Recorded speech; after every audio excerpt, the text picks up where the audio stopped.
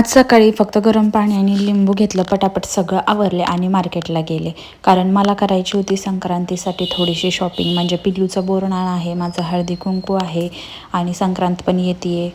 वाणाच्या पण काही गोष्टी घ्यायच्या होत्या, त्यासाठी मग मी शॉपिंगला नगरमध्ये आले. आहोंनी मला ड्रॉप केलं आणि नंतर घ्यायला पण आले होते.